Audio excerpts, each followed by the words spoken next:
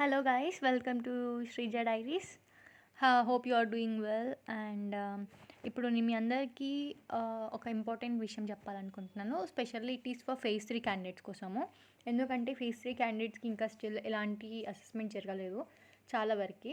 Just కొంతమందికి అయితే అసలు your next step to assessment mail అన్నట్టు ఒకటి మెయిల్ పంపించారు ఆఫ్టర్ ద అప్లికేషన్.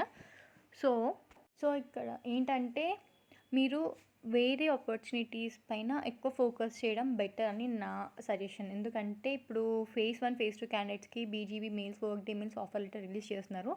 వాళ్ళ రిక్వైర్మెంట్ వచ్చేసి 5,000 క్యాండిడేట్స్ టు 6,000 క్యాండిడేట్స్ అన్నారు. బేస్డ్ ఆన్ ప్రీవియస్ న్యూస్, కొత్త హైరింగ్ ఫర్ 2026. కాబట్టి వీళ్ళ రిక్వైర్మెంట్ ఇక్కడ వరకు స్టాప్ అయిపోతే ఫేజ్ 1 ఫేజ్ 2లో సార్ట్ చేసుకొని ఫేజ్ 3ని క్లోజ్ చేస్తారు. సో ఫేజ్ 3 క్యాండిడేట్స్ నాకు మెయిల్ వచ్చింది, అసెస్మెంట్ మెయిల్ వచ్చింది అని చెప్పేసి దానిపైనే డిపెండ్ అయి కూర్చుంటే వేరే ఆపర్చునిటీస్ని మిస్ చేసుకోదు. వేరే ఆపర్చునిటీ పైన కాన్సన్ట్రేట్ చేస్తూ వస్తే దీన్ని అటెంప్ట్ చేయండి. అలా పెట్టుకోండి మైండ్ సెట్ అనేది. ఎందుకంటే ఇది వేరే ఆపర్చునిటీకి ఇంపాక్ట్ అవ్వకుండా ఉంటుంది ఈ వెయిట్ టైం అనేది. So please concentrate on other opportunities. We'll hope for the best. It is a 50-50 chances to move for the phase 3 candidates. Okay, let's meet in the next video. Until then, see you. Bye bye. Please like, share and subscribe to my channel Shrija Diaries.